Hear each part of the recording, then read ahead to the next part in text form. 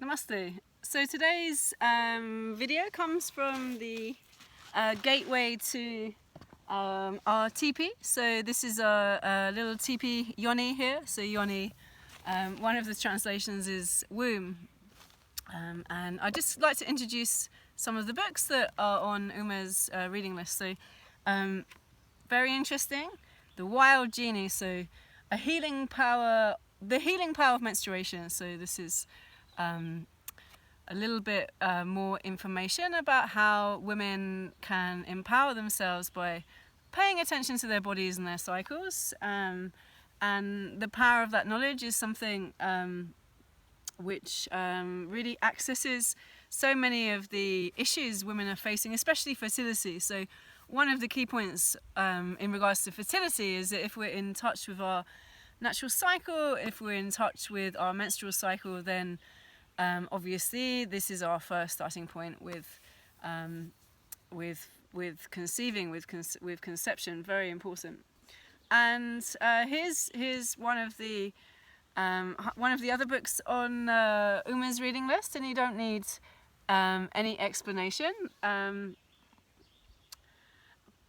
I haven't read it yet, but this is I've had it flick through, but if we can describe womb yoga as let's say in the triangle concept. So let me explain. Okay, all right, so when we talk about the traditional concepts in yoga are all about ascent. So ascents through the chakras, through up into the Sahasrara chakra, and then off into the sky. So it's very much about escaping the ego. Ego is ahamkara. Ahamkara is the I maker. That's that which separates ourselves from everything around us, including the earth itself. So you can see,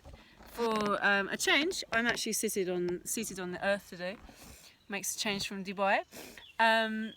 Okay, so our traditional yoga, hatha yoga, all types of yoga which we understand are all about liberation through this ascent of energy. So the path of fire and light. So where is the fire in the physical body? Where is the light? Moving upwards. Everything is opening and upward movements of energy. Asana, for example, Ashtanga Vinyasa, seal the energy, use the bandha, Mula bandha, Uddiyana bandha, Jalandhara bandha. This is a really plug up your energy system, so prana can move upwards. And once prana moves upwards, Kundalini rises through Sushumna Nadi, and there is the samadhi state, the state of union with the divine, which is liberation itself, moksha. So what is this system which Uma is presenting? You know, perhaps let's take the triangle, let's turn the triangle down. What is this? Yoni Shakti. Yoni Shakti. So Yoni Shakti is the womb mudra, include the rest of the hands. So take the womb down from the heart, and this is a very integral part of the practice. We take the heart, we connect to the earth, we take it down. Maybe we come up, opening. Take it in, inhaling, exhaling. Sound like I'm teaching vinyasa now. And then taking it up, open. Inhale, gathering energy, abundance, and exhaling, returning to the source.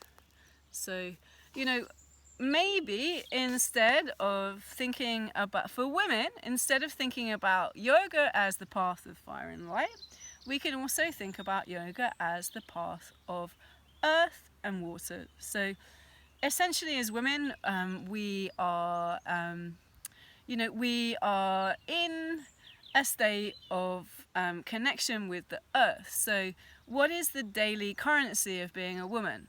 What is the monthly currency of being a woman? Blood. What is the work of a mother? Let's take a mother of a baby. You're talking about cleaning poo. You're talking about the basic the basics of life. We go back to the earth. It's all there are so many reasons why women haven't been historically recorded as being yoga masters, because basically women were doing the work of the downwards flow. So birthing and menstruation being two of the major apana forces on the female body. Where are we now? So where are we right now as a woman in yoga? What are we facing? What challenges are we facing? So suddenly we have householder yoga. So it means you can come to a retreat. Maybe Uma, interestingly, has her youngest daughter here. We have been running trainings for several years where we've been bringing our kids. We've been teaching whilst pregnant. So we are householder yogis. In the work which I'm involved in. So where do we stand? What do we do with yoga? Do we find the path of fire and light, or do we find the path of water and earth? What is our path? Where are we? What kind of practice suits our body? And the answer to that, and this is really just me copying Uma's responses to the questions, is it depends. It depends on the day. It depends on your cycle. It depends on your life stage. It depends on your fitness level. So you can't necessarily say, for example, Ashtanga Vinyasa yoga isn't good for pregnancy. It was good for me. I didn't practice in the first trimester as recommended, but it did actually support my pregnancies. Maintain my strength and give me the peace of mind that I needed to go through the process of moving towards change, and certainly helped me in aspects of the recovery. So some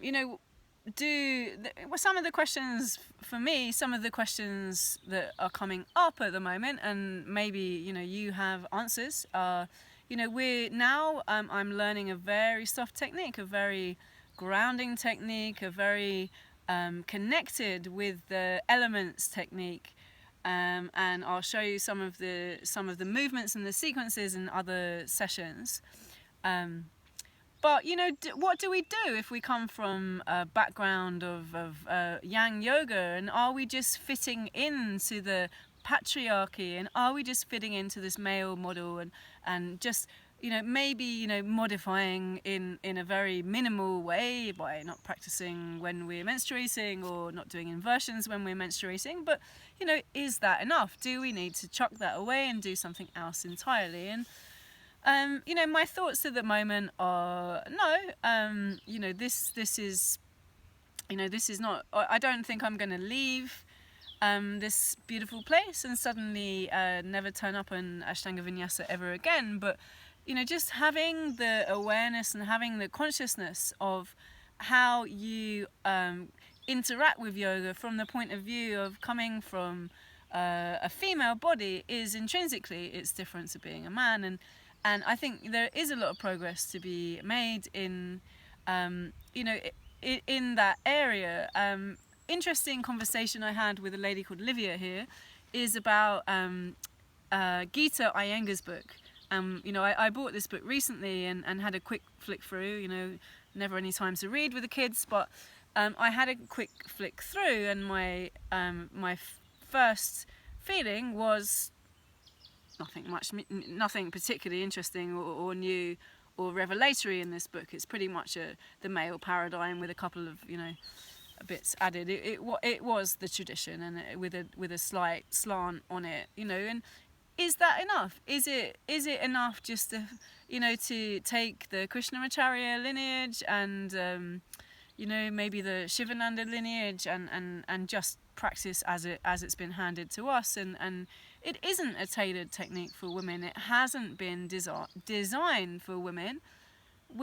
are women just fitting into the system, or are these techniques genuinely what women need? I don't know, there are a lot of questions here, and some of them I'm still working on, but you know, it's a pretty, when most of the female practitioners, most of the practitioners of yoga in the world are female, this is kind of a big question. So, you know, are we doing the right thing for our bodies? And you know, there's I think there's a lot to explore in this area, and you know, Uma's certainly got some strong opinions on these things, and how we are in this kind of really pivotal turning point in history where we really need to do something about it. You know, we need to